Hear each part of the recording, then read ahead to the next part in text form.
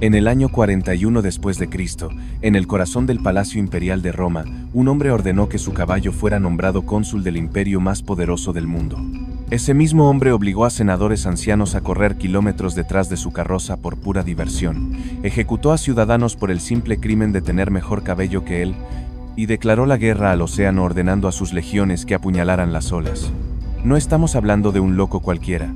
Estamos hablando de Cayo Julio César Augusto Germánico, conocido por la historia como Calígula, el emperador que convirtió a Roma en su patio de juegos personal de horror y demencia.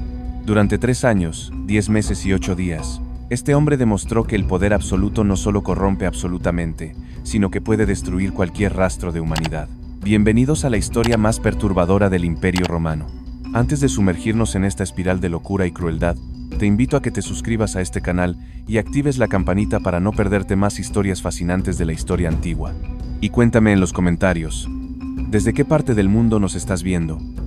Me encantaría saberlo. Ahora sí, prepárate para conocer al monstruo que llevaba corona de laurel. Para entender cómo un emperador pudo convertirse en semejante aberración, debemos retroceder al año 12 después de Cristo, cuando nació en Antium, actual Anzio, un niño que parecía destinado a la grandeza. Cayo era hijo de Germánico, el general más admirado de Roma, un líder militar brillante y carismático que había conquistado Germania y era adorado por sus tropas. Su madre, Agripina la Mayor, descendía directamente del emperador Augusto, lo que convertía a Cayo en parte de la más pura aristocracia romana. Desde su nacimiento, la sangre imperial corría por sus venas con la fuerza de un destino inevitable. Cuando Cayo tenía apenas 2 o 3 años, acompañó a su padre en las campañas militares de Germania. Los soldados, encantados con este niño que corría entre las tiendas del campamento, le confeccionaron una pequeña armadura completa de legionario, incluyendo las típicas botas militares llamadas caligae. De ahí surgió su apodo, Calígula, que significa pequeña bota militar. El niño adoraba vestirse como soldado, marchando entre los legionarios que lo vitoreaban como si fuera su mascota de buena suerte. Era adorable, encantador, y nadie podía imaginar que ese pequeño soldadito algún día se convertiría en la pesadilla de Roma. Pero la infancia de Calígula estaba a punto de teñirse de tragedia. En el año 19 después de Cristo, cuando tenía apenas 7 años, su amado padre Germánico murió en circunstancias extremadamente sospechosas en Antioquía. Oficialmente fue por enfermedad, pero todos en Roma murmuraban la verdad que nadie se atrevía a decir en voz alta: había sido envenenado. El emperador Tiberio, sucesor de Augusto, veía en Germánico una amenaza a su poder. Un general tan querido por el pueblo y las legiones era demasiado peligroso. Algunos historiadores sostienen que Tiberio ordenó al gobernador de Siria, Cneopisón, que eliminara a Germánico. El veneno actuó lentamente, y el gran general murió entre terribles agonías mientras su esposa Agripina sostenía su mano, impotente. La muerte de Germánico sumió a Roma en un duelo masivo. El pueblo lloraba en las calles. Las legiones exigían venganza. Agripina la Mayor, consumida por el dolor y la rabia, regresó a Roma con las cenizas de su esposo, acompañada de sus 6 hijos, incluyendo al pequeño Calígula. Pero su búsqueda de justicia fue su perdición. Tiberio, paranoico y cruel, no toleraría que lo desafiaran. Acusó a Agripina de conspiración. Ella fue exiliada a la isla de Pandataria, donde moriría de hambre en el año 33, deliberadamente privada de alimentos hasta que su cuerpo se consumió. 2 de los hermanos mayores de Calígula también fueron ejecutados o forzados al suicidio por Tiberio. Imagina ser Calígula en ese momento. Huérfano de padre por asesinato político. Huérfano de madre por ejecución encubierta. Sus hermanos mayores muertos. Sobrevivió porque era el más joven, el menos amenazante. A los 19 años fue convocado a Capri, la isla donde Tiberio se había retirado para gobernar el imperio desde la distancia, entregándose a orgías y perversiones que horrorizaban incluso a los romanos más liberales. Allí, en esa isla de depravación, Calígula pasó 6 años observando a un emperador paranoico que asesinaba a sus propios familiares por simple sospecha, que arrojaba a personas vivas desde acantilados por entretenimiento, que mantenía niños esclavizados para sus placeres más oscuros. ¿Qué hace eso a la mente de un joven? ¿Qué aprende sobre el poder un adolescente que ve cómo el hombre más poderoso del mundo usa ese poder para satisfacer cada impulso retorcido sin consecuencia alguna? Calígula aprendió la lección perfectamente. Aprendió que el emperador estaba por encima de toda ley, toda moralidad, toda restricción humana. Aprendió que el poder absoluto significa exactamente eso, absoluto. Y también aprendió algo más crucial. Aprendió a esconder sus verdaderos sentimientos, a sonreír mientras planeaba, a ser el nieto perfecto mientras fantaseaba con el trono. Un historiador de la época, Tácito, escribió que nadie fue mejor esclavo ni peor amo que Calígula. En Capri, fue el acompañante ideal de Tiberio, complaciente, obediente, silencioso, presenciaba las ejecuciones sin inmutarse, participaba en los excesos sin quejarse. Se convirtió en un espejo perfecto de la depravación de Tiberio. Y el viejo emperador, quizás reconociendo en él un espíritu afín, lo nombró coheredero junto con su propio nieto, Tiberio Gemelo. Pero Calígula ya había decidido que no compartiría el poder con nadie. El 16 de marzo del año 37 después de Cristo, Tiberio murió, tenía 77 años. Las circunstancias exactas de su muerte siguen siendo un misterio histórico fascinante. La versión oficial habla de muerte natural, pero Suetonio, el principal biógrafo de los emperadores romanos, cuenta una historia mucho más oscura. Según él, Tiberio entró en coma. Calígula, creyéndolo muerto, ya estaba celebrando con los pretorianos y aceptando felicitaciones como nuevo emperador, cuando alguien llegó corriendo con noticias aterradoras. Tiberio había despertado y estaba pidiendo comida para recuperar fuerzas. El pánico se apoderó de todos. Si Tiberio recuperaba el poder, Calígula sería ejecutado inmediatamente por su presunción. Pero entonces Macrón, el prefecto de la guardia pretoriana, entró en la habitación del emperador moribundo y, según Suetonio, lo sofocó con almohadas o lo envolvió en mantas hasta asfixiarlo. Otros historiadores sugieren que simplemente le negaron comida y agua.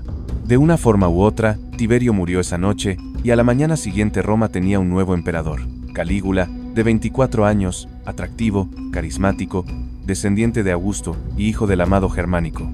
Roma estalló en celebración. El pueblo bailaba en las calles, sacrificaban animales en los templos, gritaban de alegría porque finalmente el reinado oscuro de Tiberio había terminado. Calígula era joven, guapo, inteligente, y llevaba el apellido correcto. Durante su viaje desde Capri hasta Roma, las multitudes lo recibieron como un libertador. Lo llamaban nuestra estrella, nuestro polluelo, nuestro bebé, nuestro hijo. Madres levantaban a sus hijos para que pudieran ver al nuevo emperador. Se mataron más de 160.000 animales en sacrificios celebratorios. Nadie en Roma podía recordar una alegría tan unánime, tan pura, tan llena de esperanza. Y durante los primeros meses, Calígula cumplió todas esas esperanzas. Declaró una amnistía general para los prisioneros políticos de Tiberio. Devolvió a Roma los restos de su madre y hermanos, celebrando funerales de estado que hicieron llorar a toda la ciudad. Eliminó el impuesto sobre las ventas, organizó juegos espectaculares en el Coliseo, pagó bonos generosos a la guardia pretoriana y a las legiones, restauró las elecciones, se presentaba como un emperador del pueblo, accesible y generoso. Roma pensaba que había encontrado a su emperador ideal. Pero en octubre de ese mismo año, apenas 7 meses después de su coronación, Calígula cayó gravemente enfermo. La fiebre lo consumía. Durante días deliró entre la vida y la muerte mientras Roma contenía el aliento. Algunos ciudadanos devotos hicieron votos públicos de sacrificar sus propias vidas si los dioses salvaban al emperador. Cuando finalmente Calígula se recuperó, Roma celebró de nuevo. Pero el hombre que salió de esa cama de enfermo no era el mismo que había entrado en ella. Algo fundamental se había roto en su mente. Los historiadores modernos han especulado extensamente sobre qué causó esta transformación. ¿Fue encefalitis? ¿Un derrame cerebral menor? ¿Envenenamiento que dañó su cerebro? ¿O simplemente la enfermedad le hizo darse cuenta de su propia mortalidad, desatando todas las neurosis y traumas de su infancia? Fuera lo que fuera, el Calígula que emergió era un monstruo, y Roma estaba a punto de descubrir el verdadero significado del horror. Su primera víctima fue su propio coheredero, Tiberio Gemelo, el nieto de Tiberio que tenía apenas 17 años. Calígula lo acusó de conspiración sin ninguna prueba y lo obligó a suicidarse. El joven, aterrorizado, no sabía cómo usar la espada que le dieron para matarse, así que un centurión tuvo que enseñarle cómo clavársela correctamente. Luego vino Macrón, el prefecto pretoriano que había ayudado a Calígula a llegar al poder, posiblemente asesinando a Tiberio. Calígula lo acusó de ser amante de su esposa, y forzó tanto a Macrón como a su esposa al suicidio. La gratitud no existía en el vocabulario del emperador, pero estos fueron solo los aperitivos. Calígula comenzó a desarrollar un sistema de terror que no tenía precedentes incluso en la cruel historia romana. Convirtió las ejecuciones en entretenimiento personal. Ordenaba decapitaciones durante sus comidas y observaba mientras comía uvas. Según Suetonio, disfrutaba especialmente las ejecuciones lentas, ordenando a sus verdugos que golpearan de tal manera que la víctima sintiera que estaba muriendo. Su frase favorita era, «Haz que sienta que está muriendo», instruyendo a los torturadores para maximizar la agonía. Desarrolló un gusto especial por humillar a los senadores, esos hombres ancianos y dignos que representaban siglos de tradición romana. Los obligaba a correr kilómetros junto a su carroza vestidos con sus togas senatoriales. Los forzaba a luchar como gladiadores en la arena para su diversión. En un banquete, de repente estalló en carcajadas. Cuando los cónsules le preguntaron cortésmente qué era tan gracioso, Calígula respondió: «Estoy riendo porque con un simple gesto de mi cabeza, podría hacer que a ambos les cortaran el cuello inmediatamente». Los cónsules se rieron también, porque no hacerlo significaba la muerte. ¿Pero recuerdas cuando mencioné al principio que nombró a su caballo cónsul? Esa historia merece ser contada completa porque resume perfectamente la locura de Calígula. Tenía un caballo de carreras llamado Incitatus, al que amaba más que a cualquier ser humano. Hizo construir para Incitatus un establo de mármol con un pesebre de marfil. Le dio mantas púrpuras imperiales. Le puso un collar de piedras preciosas. Asignó esclavos para cuidarlo exclusivamente. La noche antes de las carreras, enviaba soldados a silenciar el vecindario para que su caballo pudiera dormir sin ser molestado. Incitatus comía copos de avena mezclados con oro. Bebía vino de copas enjolladas. Calígula organizaba cenas formales en honor al caballo, invitando a senadores a comer con el animal. Y finalmente, según varios historiadores, anunció su intención de nombrar a Incitatus cónsul de Roma, uno de los puestos más prestigiosos del imperio. ¿Era una broma cruel hacia el Senado, demostrando que consideraba a su caballo más digno que ellos? ¿O genuinamente había perdido la capacidad de distinguir entre humanos y animales? Probablemente ambas cosas. Su relación con sus hermanas cruza cualquier línea de decencia que podamos imaginar. Tenía 3 hermanas, Agripina la joven, Drusilla y Julia Livila. Según múltiples fuentes antiguas, Calígula mantenía relaciones incestuosas con las 3, pero especialmente con Drusilla, a quien amaba con una pasión obsesiva. No se molestaba en ocultar esta relación. En banquetes públicos, Drusilla se sentaba en posición de honor junto a él, y Calígula la besaba y acariciaba delante de todos. Algunos historiadores sugieren que incluso intentó casarse formalmente con ella, aunque esto habría sido ilegal incluso para un emperador. Cuando Drusilla murió en el año 38, posiblemente de fiebre, Calígula sufrió un colapso mental absoluto, declaró luto nacional obligatorio. Hizo ilegal reírse, bañarse o cenar con la familia durante el periodo de duelo, bajo pena de muerte. Divinizó a Drusilla, convirtiéndola en la diosa Drusilla Pantea. Construyó templos en su honor. Juró que su amor por ella superaba cualquier amor humano. Su dolor era genuino, pero su expresión era tiránica. Castigó a ciudadanos que consideraba insuficientemente afligidos. Ahora llegamos a un punto donde la historia de Calígula se vuelve tan increíblemente extraña que suena a ficción, pero está documentada por múltiples fuentes antiguas. En el año 40 después de Cristo, Calígula decidió que quería expandir su palacio. El problema era que el foro romano estaba en medio. Solución de Calígula: construyó un puente elevado de más de 800 metros que conectaba el Palacio Palatino con el templo de Júpiter en el Capitolio, literalmente caminando por encima del foro. Pero esto no fue simplemente arquitectura extravagante.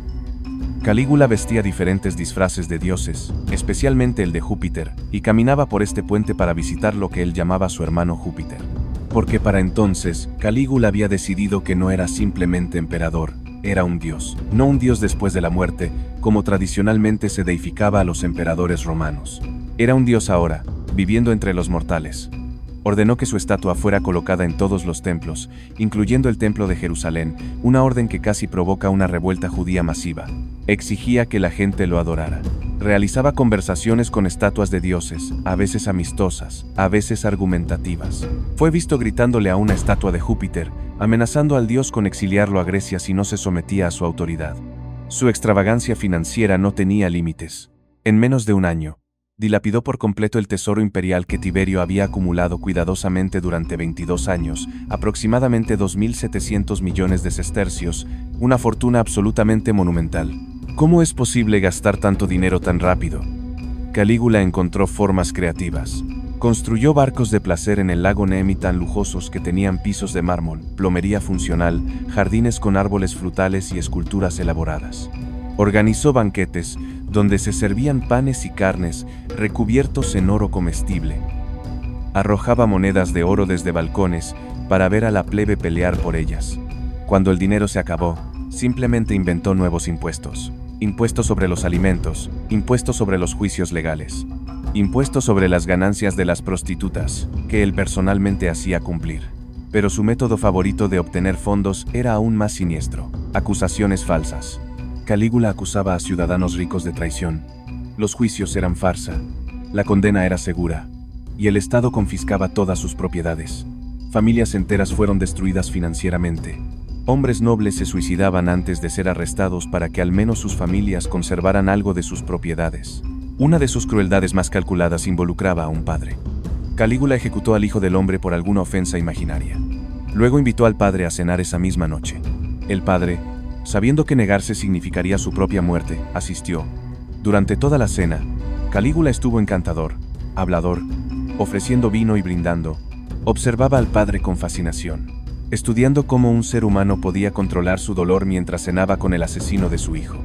El padre logró sonreír, beber y conversar toda la noche. Cuando finalmente se retiró, colapsó.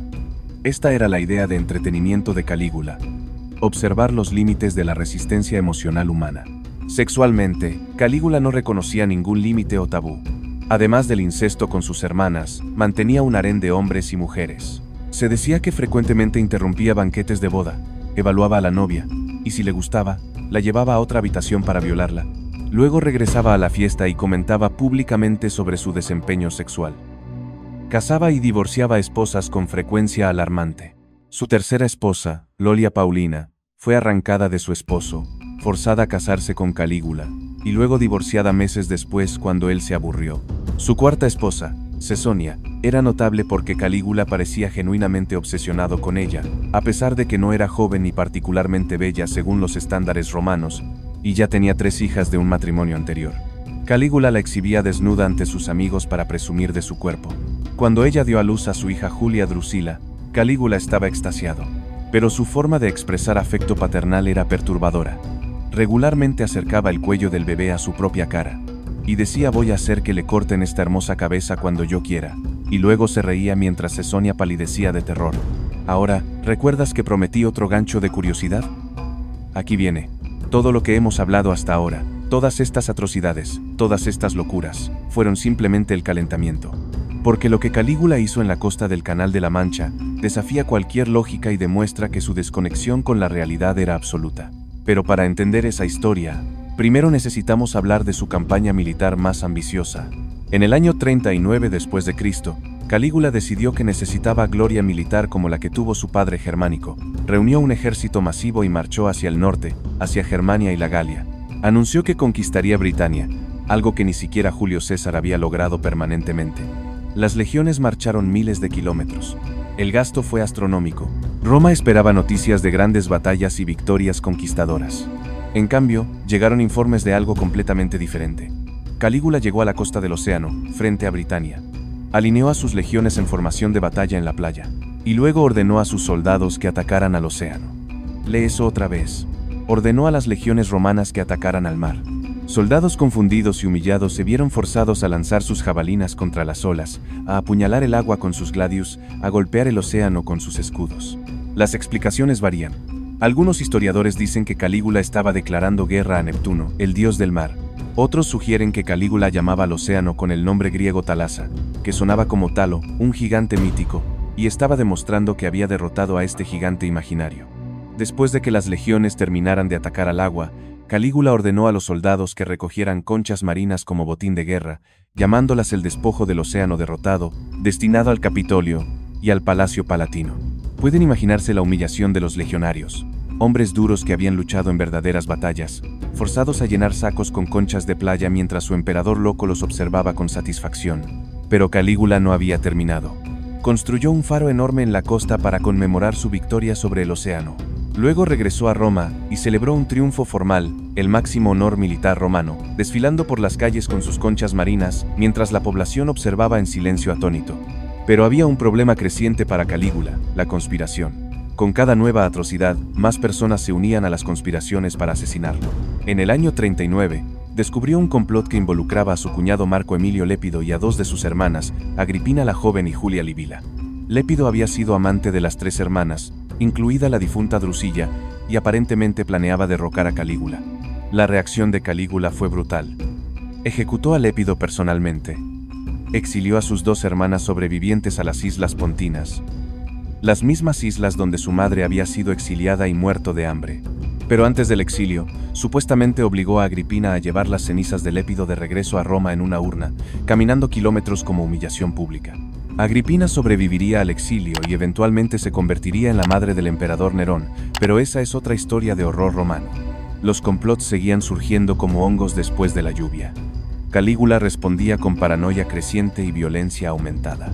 Expandió su red de espías. Torturaba personalmente a los sospechosos. Desarrolló un sexto sentido para la traición, probablemente porque él mismo había sido un conspirador contra Tiberio. Sabía exactamente cómo pensaban los conspiradores porque él era uno. En el año 40, cuando supo que circulaban rumores sobre su cordura, Calígula los confirmó espectacularmente organizando lo que podría ser el proyecto de ingeniería más absurdo de la historia antigua. Decidió construir un puente de barcos a través de la bahía de Nápoles, desde Baiae hasta Puteoli, una distancia de aproximadamente 3 kilómetros. ¿Por qué? Según una explicación, un astrólogo había predicho que Calígula tenía tantas posibilidades de convertirse en emperador como de cabalgar a través de la bahía de Nápoles. Calígula decidió demostrar que podía hacer exactamente eso. Requisó todos los barcos comerciales disponibles en el Mediterráneo occidental, causando una hambruna porque el grano no podía ser transportado a Roma. Encadenó los barcos lado a lado, cubrió todo con tierra para crear un camino, y luego cabalgó de un lado a otro vestido con la armadura de Alejandro Magno, que había sacado de su tumba en Alejandría específicamente para esta ocasión. Durante 2 días, celebró banquetes y carreras sobre este puente, arrojando personas que lo molestaban al agua para que se ahogaran. El costo fue incalculable. La interrupción del comercio causó escasez de alimentos en toda Italia, pero Calígula había probado su punto, que la realidad se doblaba ante su voluntad. Si decidía caminar sobre el agua, construiría un camino. Si quería ser Alejandro Magno, se pondría su armadura. Si quería ser un dios, todos lo adorarían. Y quien cuestionara cualquiera de estas cosas descubriría que los caprichos de un dios son tan mortales como su ira. La situación en Roma se estaba volviendo insostenible. El tesoro estaba vacío. El pueblo pasaba hambre debido a la interrupción del suministro de grano. Los senadores vivían en terror constante. La guardia pretoriana, que tradicionalmente protegía al emperador, comenzaba a murmurar. Calígula había ejecutado a tantos de sus propios guardias por sospecha de deslealtad que los sobrevivientes entendían que eventualmente todos serían eliminados. Un tribuno pretoriano llamado Casio Querea tenía razones especialmente personales para odiar a Calígula. Querea era un soldado experimentado y valiente, pero tenía una voz aguda. Calígula lo humillaba constantemente por esto, asignándole contraseñas diarias deliberadamente afeminadas como Venus o Priapo. Cuando Querea se presentaba para recibir órdenes, Calígula le extendía su mano para besar pero hacía gestos obscenos, moviendo sus dedos de manera sexual. Frente a otros oficiales, Calígula se burlaba de la masculinidad de Querea una y otra vez. Querea decidió que suficiente era suficiente. Comenzó a organizar cuidadosamente una conspiración con otros pretorianos, incluyendo a Cornelio Sabino. También reclutó al prefecto pretoriano en ese momento, un hombre llamado Arresino Clemente, aunque su participación sigue siendo históricamente debatida. Lo crucial era que varios miembros de la guardia personal del emperador estaban listos para asesinarlo, solo necesitaban el momento adecuado. Ese momento llegó el 24 de enero del año 41 después de Cristo. Era el último día de los Juegos Palatinos, un festival de teatro y competencias que se celebraba en el Palatino. Calígula había estado disfrutando de los juegos toda la mañana. Alrededor del mediodía, se levantó para irse a almorzar. Tendría que pasar por un pasillo estrecho y subterráneo llamado Cryptoporticus para llegar a sus aposentos privados. Los conspiradores sabían que este era el momento. El pasillo era estrecho, lo que limitaría su guardia. Estaba relativamente aislado de las multitudes.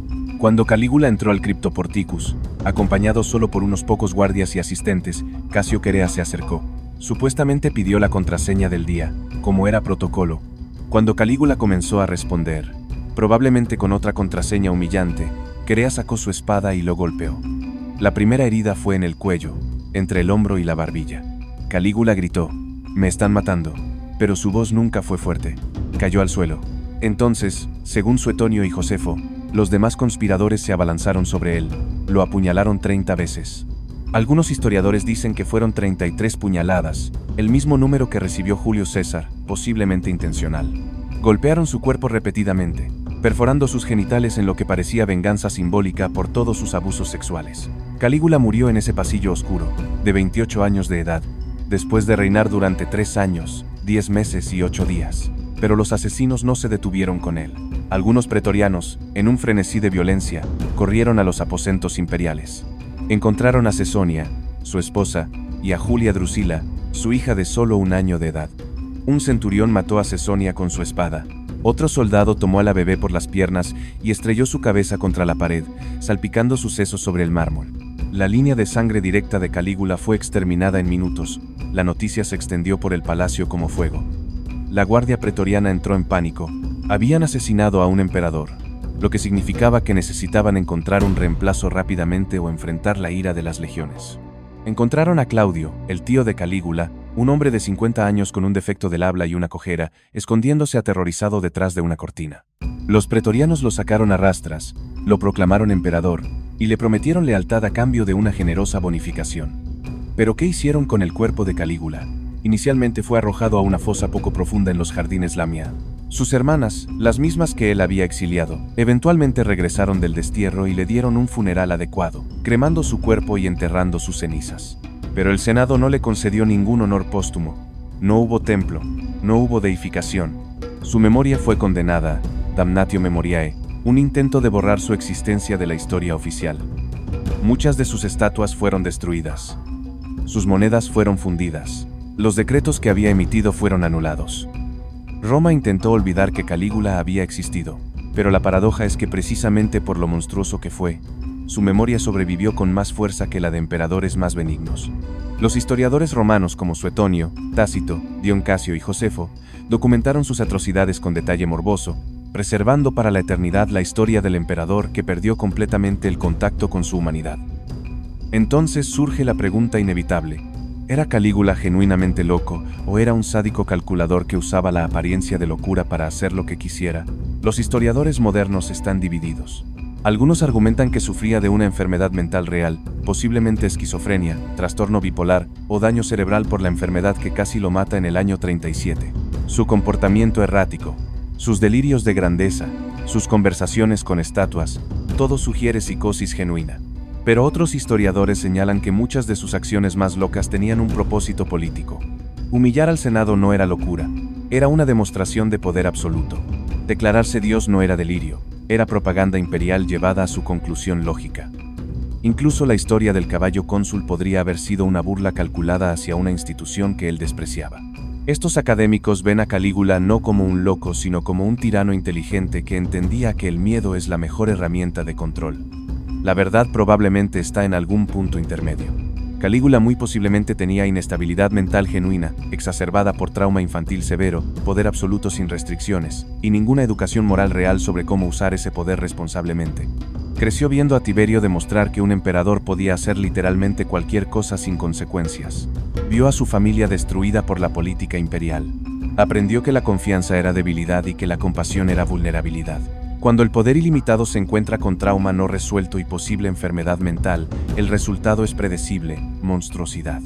Calígula se convirtió en la personificación de lo que sucede cuando eliminamos todas las restricciones al poder humano. Sin ley que lo limitara, sin moralidad que lo guiara, sin empatía que lo moderara, se transformó en algo que apenas podemos reconocer como humano. Su legado es una advertencia a través de los siglos. Nos recuerda por qué las sociedades desarrollan sistemas de controles y equilibrios, por qué ningún líder debe estar por encima de la ley, por qué el poder absoluto es inherentemente corrupto. Los romanos aprendieron esta lección dolorosamente. Después de Calígula, nunca más permitirían que un emperador tan joven y sin experiencia tomara el trono sin restricciones. El Senado, aunque debilitado, intentó recuperar algo de su autoridad tradicional. Pero la lección más profunda de Calígula no es política sino psicológica. Nos muestra los abismos a los que puede descender la mente humana cuando se elimina toda estructura externa y responsabilidad. Nos demuestra que la civilización no es natural sino construida, mantenida por acuerdos frágiles y normas compartidas que pueden colapsar con aterradora facilidad. Nos enseña que dentro de cada persona existe la capacidad potencial para la crueldad ilimitada si las circunstancias lo permiten. Durante 3 años, 10 meses y 8 días, Roma vivió bajo el gobierno de un hombre que había olvidado completamente como ser humano. Miles murieron por sus caprichos. Familias fueron destruidas por sus paranoias. El tesoro del imperio fue dilapidado en sus fantasías. Y al final, murió como mueren todos los tiranos. Traicionado por aquellos más cercanos a él, en un pasillo oscuro, rogando por su vida, descubriendo demasiado tarde que el poder que pensaba que era absoluto era en realidad dependiente del consentimiento de otros. Su historia sobrevive no como inspiración sino como advertencia. Sobrevive en cada discusión sobre límites del poder ejecutivo, en cada debate sobre controles constitucionales, en cada argumento sobre por qué las leyes deben aplicarse igualmente a gobernantes y gobernados. Sobrevive cada vez que recordamos que el título de emperador, o presidente o rey, no convierte a un humano en algo más que humano, y que sin restricciones, incluso el más civilizado entre nosotros puede convertirse en un monstruo. Calígula creía que era un dios. Murió como un hombre. Creía que su poder era eterno. Duró menos de 4 años. Creía que sería recordado como grande. Es recordado como una advertencia, y quizás esa es la justicia más apropiada, que el hombre que más desesperadamente quería ser inmortal logró su inmortalidad solo como símbolo de todo lo que el poder no debe ser. Si esta historia del emperador más infame de Roma te ha dejado pensando sobre la naturaleza del poder y sus peligros, te invito a que le des like a este video y lo compartas con alguien a quien le fascine la historia antigua.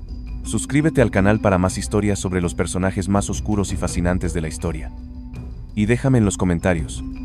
¿Crees que Calígula estaba genuinamente loco o era un tirano calculador? ¿Qué otra figura histórica controversial te gustaría que investigáramos? Nos vemos en el próximo video, donde seguiremos explorando los rincones más oscuros del pasado humano. Hasta entonces, recuerda que estudiar la historia no es glorificar el pasado sino aprender de él para construir un futuro mejor.